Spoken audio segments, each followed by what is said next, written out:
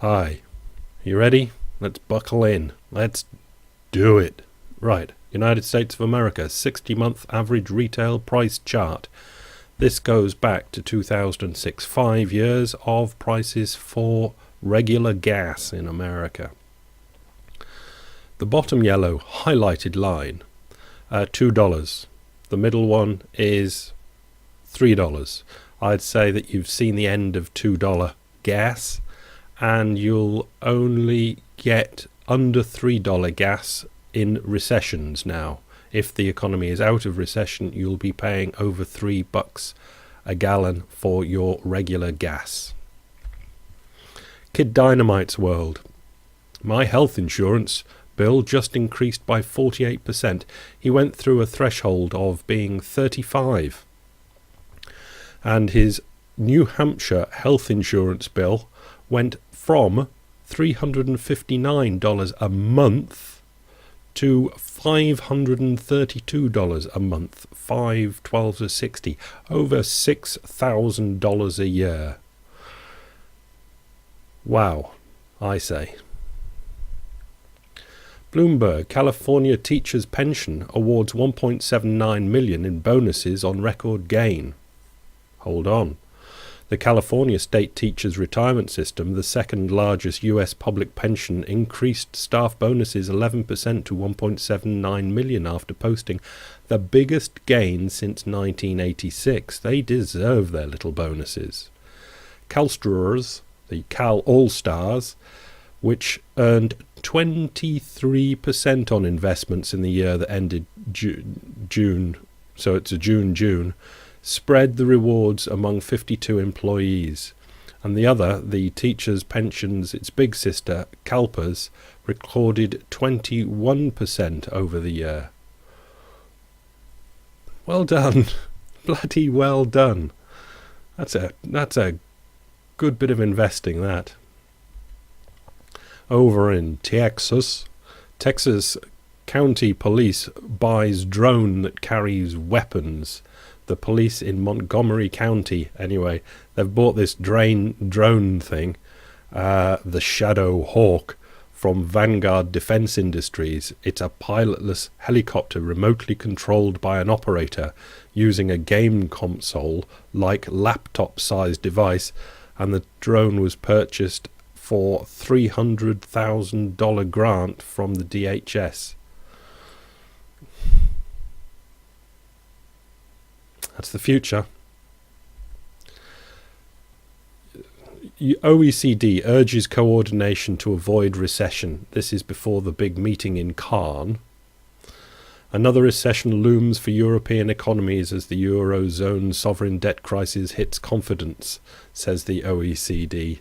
Hits confidence, I quite like that. If you say it's hitting confidence, that's all you need to say. You just say hits confidence and then you can go home. But if you want to say more, like it's doing something actual in the economy, real and solid, then you'd have to say what that real, solid, actual thing was in the economy. And they don't know. So they don't, and just say confidence is being hit. Anyway, later in this one we get, in the organisation's central forecasts, which were based on a muddle-through scenario without a sudden crisis, the OECD cut growth forecasts considerably. The Eurozone would suffer patches of mild negative growth. It predicted with very weak growth also in the US, UK and other advanced G20 economies. Unemployment would stay high in all advanced economies. The OECD cut its growth forecast to only 0.3% in 2012 from its June forecast of 2%. That's a bit of a miss, isn't it? 2% down to 0.3. The forecast for the US fell from 3.1 down to 1.8. With continued faster growth in emerging economies and oil exporters, the OECD predicted that global trade imbalances would remain high for the foreseeable future, adding further dangers to the outlook from the capital flows that these foster. Now, I try and go on about capital flows, but they're so very complicated. I don't understand them. But they seem to be behind things somehow. Right. Same pink paper FT. Reshoring jobs from China won't happen. Reshoring is the economic idea of the moment. The idea is simple. The costs saved by manufacturing goods in China will disappear as Chinese wages rise, leading manufacturing jobs to reshore themselves back home to the West. A rise in the renminbi would accelerate this process, but the hint is in the title. Reshoring jobs from China won't happen. You know it won't happen, but read the article and see why he says it won't. But we know it won't. It never has happened. They'll just find somewhere cheaper. It could even be Africa, but they won't bring the jobs home to United States or the United Kingdom or Europe. No. Asia-Pacific growth fears prompt Australian rate cut.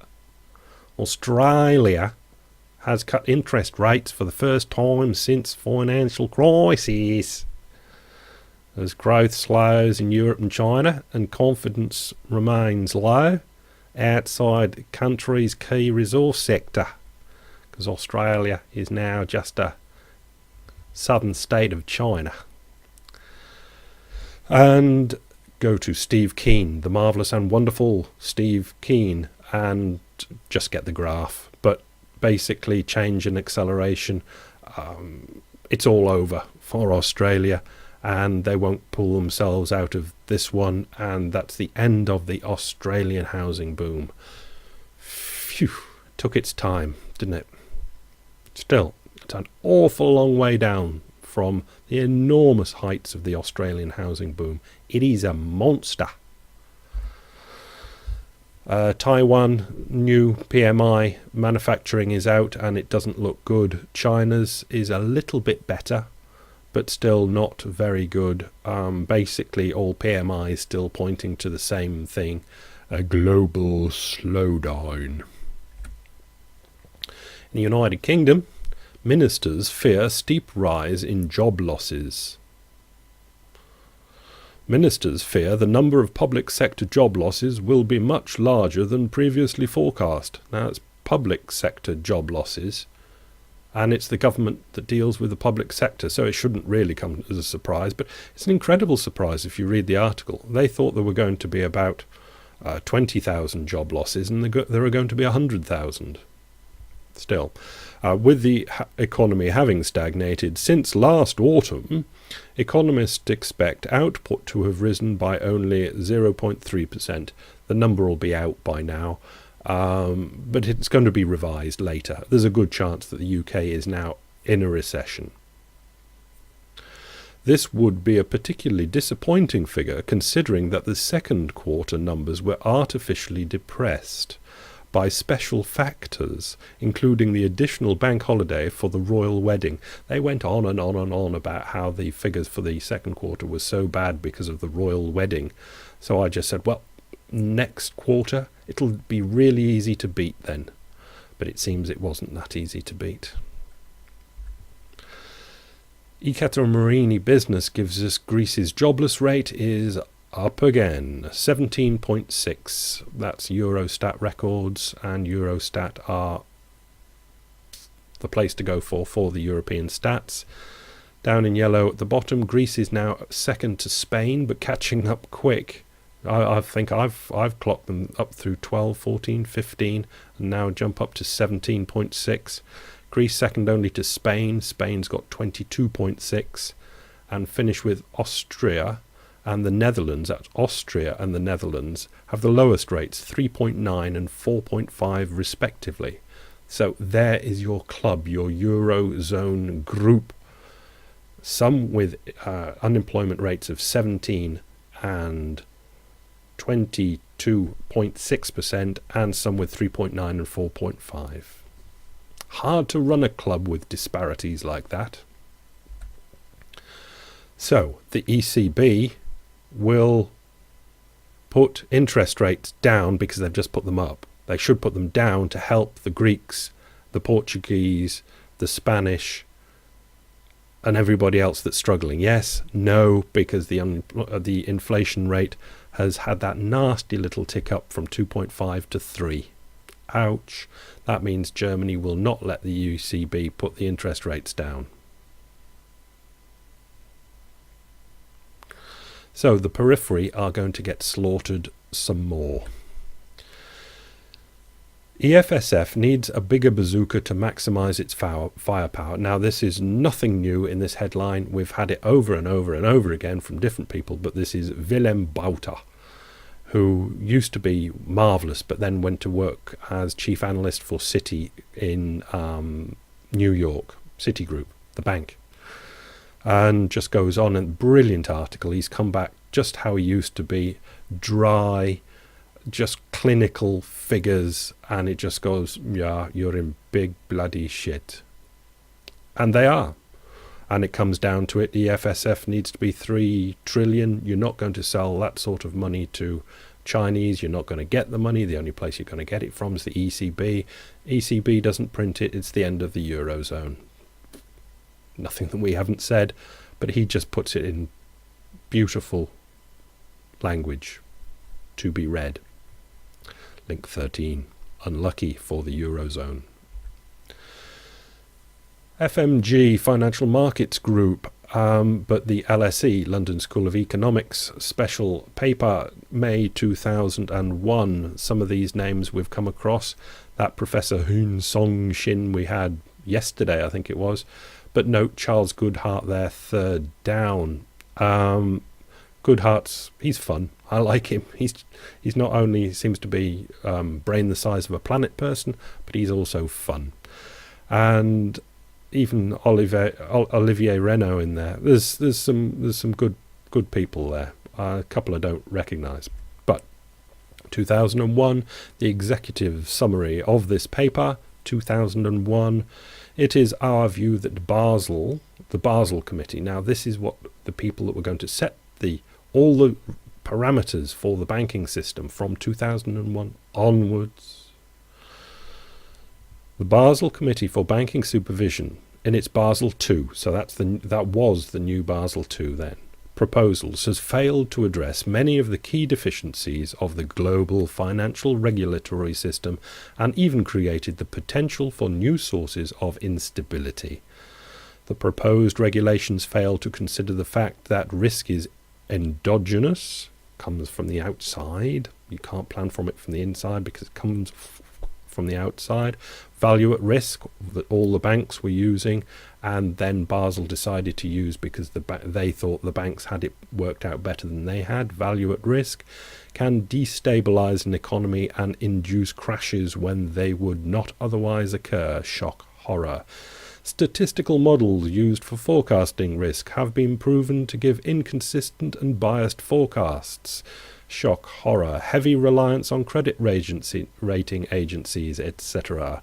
Operational risk modelling is not possible, etc. It's not as though they didn't know. They knew, but that's what Basel pushed for, that's what Basel got. And the politicians didn't know any better. So let's have this as last. Charles A.E. Goodhart, 31st of October 2011, investment banking. As protesters occupy Wall Street and financial centres around the world, among the grievances are socially useless investment banks.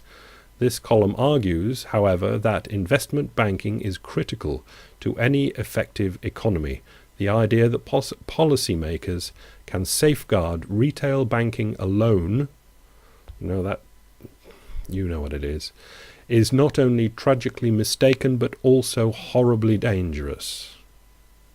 Things aren't ever as simple as they seem.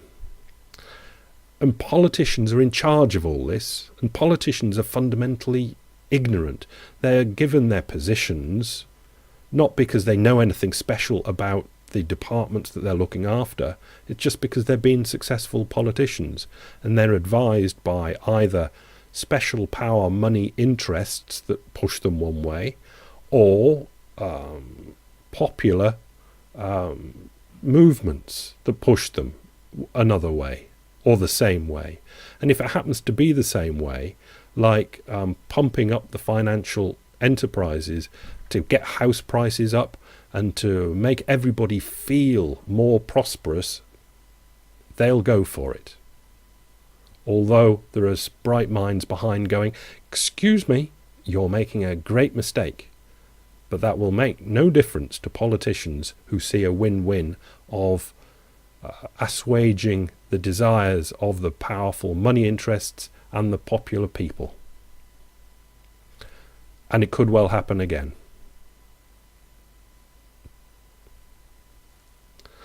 The political system is a silly system, but it seems the best system that we've got.